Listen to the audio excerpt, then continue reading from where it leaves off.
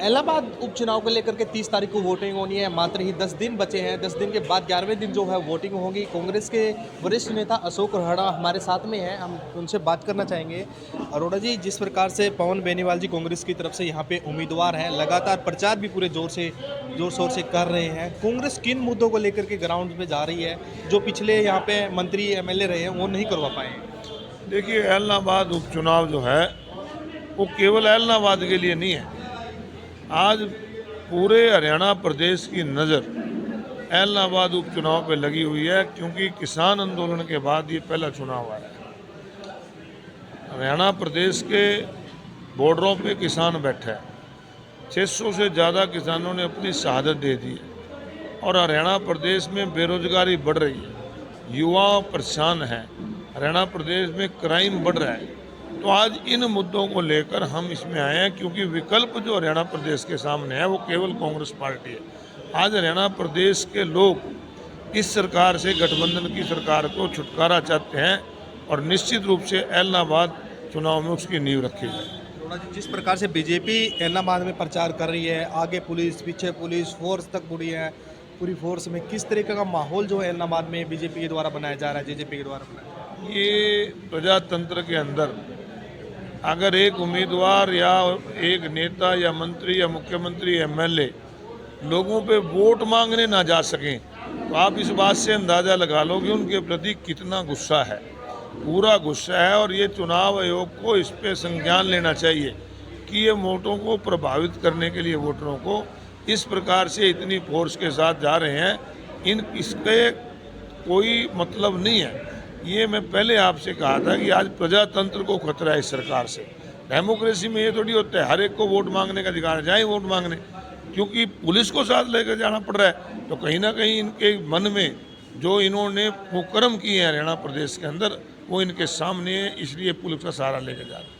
कांग्रेस जिस प्रकार से किसानों की बात जरूर आती है जहाँ भी जब भी चुनाव होता है, और इसमें किसानों का मुद्दा बिल्कुल अहम बना। 11 महीने हो चुके हैं आंदोलन को लेकर के। अभय सिंह चौटाला इन लोगों की तरफ से यहाँ से जो है इस्तीफा दे करके फिर दोबारा चुनाव जो लड़ रहे हैं, क्या उन्होंने खुद चुनाव लड़ना चाहिए था या कोई और प्रत्याशी उतारना चाहिए था?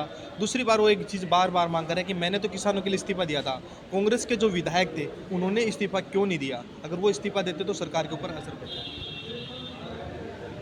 आज इस चुनाव की ज़रूरत ही ना पड़ती अगर वो इस्तीफा ना देते। उन्होंने इस्तीफा दिया था, तीनों बिलों के विरोध में बिल वापस होने चाहिए। आज कौन सा वापस हो गए?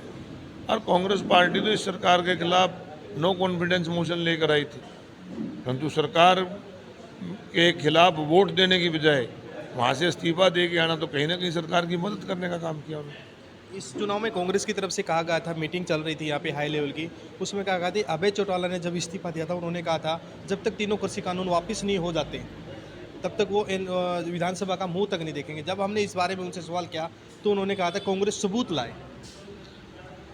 मैं ये कहता हूँ कि इस बात की सबूत की ज़रूरत ही नहीं। जब वो उन्होंने इस्तीफा दिया था कि काले कानून जो वापस नहीं होंगे तो मैं इस्तीफा दे दूंगा, अब कौन से वापस हो गए हैं? तो फिर क्यों चुनाव में जा रहे हैं? बीजेपी जेजेपी फिर उसके बाद गोविंद कांडा की पार्टी, फिर बीजेपी जेजेपी की तरह गोविंद कांडा को मैदान में उतारा पाया।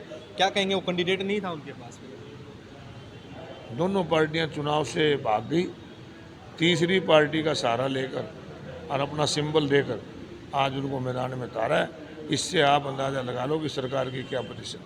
अरोड़ा जी, जिस प्रकार से सिंगू बॉर्डर पर जो घटना घटी है आंदोलन के बीच में, एक निर्मम हत्या वहाँ पे की गई है, क्या कहना चाहेंगे? कौन है वो लोग, किस प्रकार की उनकी मानसिकता है, क्या उसके पीछे कोई राजनीति हो सकती है? देखिए, प्रजातंत्र में इस प्रकार की घटनाएं निंदनीय है। ऐसा कानून हिंदुस्तान में नहीं है कि आप जिसके मर्जी हाथ काट दो, बाँह काट दो, टांग काट दो। अगर किसी ने गलती की है या किसी ने कोई ऐसा क्राइम किया है तो उसकी सज़ा देना कानून का काम है, ना कि इंसान का काम है। जिन लोगों ने कानून हाथ में लेकर उस आदमी की हत्या की, उनके खिलाफ सख्त कार्रवाई होनी चाहिए। कार्रवाई की अगर बात आती है, वो तो सीधे चेतावनी देते हुए नजर आ रहे हैं कि हमने 4 आरोपी जो हैं वो हमने पेश कर दिए, अगर और छेड़खानी करेंगे तो कुछ भी हो सकता है। देखिए, इस प्रकार कोई किसी को जाके कह दे कुछ भी हो सकता है तो फिर तो सरकार चलेगी नहीं। इस प्रकार से नहीं, जो भी दोषी हैं, जो 4 हैं चाहे और ज़्यादा लोग हैं, उनके खिलाफ कार्रवाई। इलाहाबाद उपचुनाव में पवन बेनीवाल की जीत को लेकर के क्या कहेंगे, कितने वोटों से जीत रही है कांग्रेस, क्या कुछ स्थिति है फिलहाल? भारी मतों से कांग्रेस पार्टी जीती। चलिए, ये थे हमारे साथ में अशोक अरोड़ा जी। इन पे अलग अलग विषय पे हमने बात की गई। इनका साफ तौर पे कहना है इलाहाबाद उपचुनाव में पवन बेनीवाल जी जो है भारी मतों से जो है कांग्रेस यहाँ से विजयी रहेगी। इलाहाबाद से प्राइम न्यूज हरियाणा के लिए अनिल कुमार।